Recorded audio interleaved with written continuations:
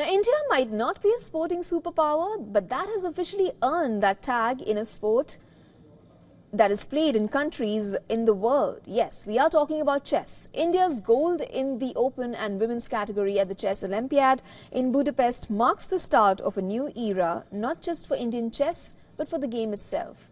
Here's our correspondent Vidur Kuturia with the report. This kind of fanfare and revelry is usually reserved for cricketers, Olympic medalists and film stars in India. But it's 2024 and chess is currently the coolest sport in India. A lot of it started during the pandemic with the streams happening. That barrier between chess and the audience was broken.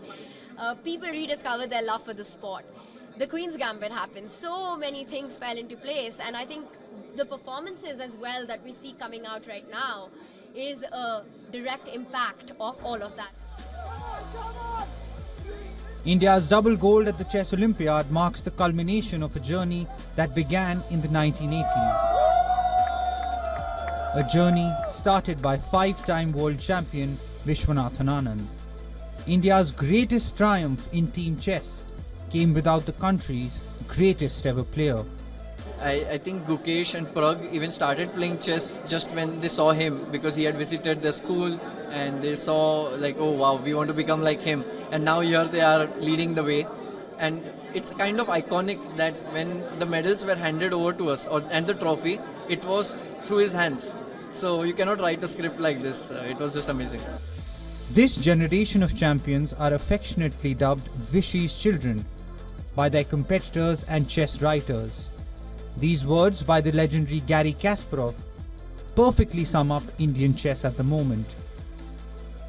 The men's team won 21 out of a possible 22 points, the highest tally in the history of the event. India finished a massive 4 points ahead of top seeds USA, led by World Championship challenger D. Gukesh on board 1. The team blew their opponents away, winning 10 games and drawing just once against defending champions Uzbekistan. The strength and depth at India's disposal is incredible. Gukesh isn't even India's top-ranked player. That tag belongs to Arjun Erigaisi, who is world number 4 at the moment. 3 spots above Gukesh.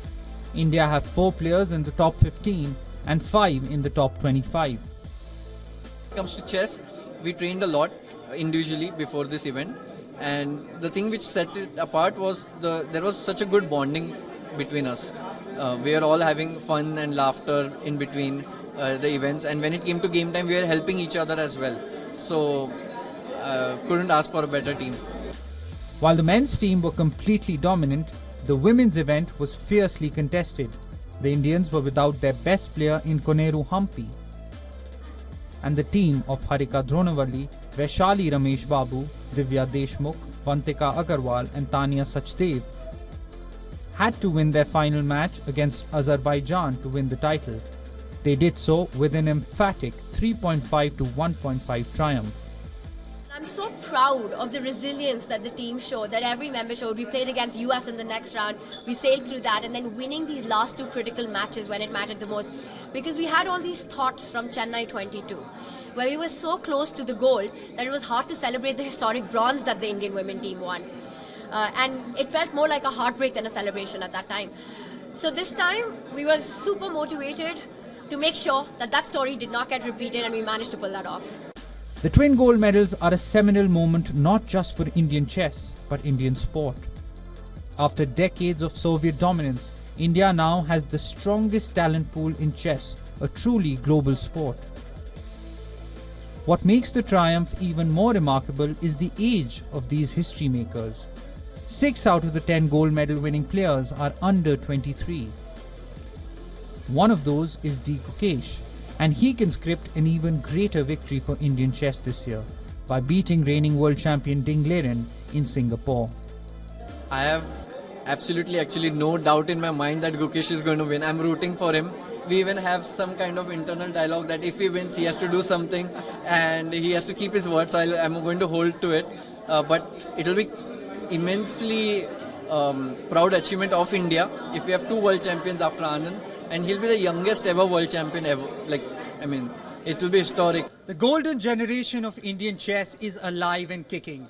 Judging by the confidence of the players, this is just the beginning of an era of utter dominance for India in chess. And 2 months from now, D. Gukesh can cement that dominance. With video journalist Gopal Chaudhary, this is Vidur Kathuria for WION World is One. For all the latest news, download the WION app and subscribe to our YouTube channel.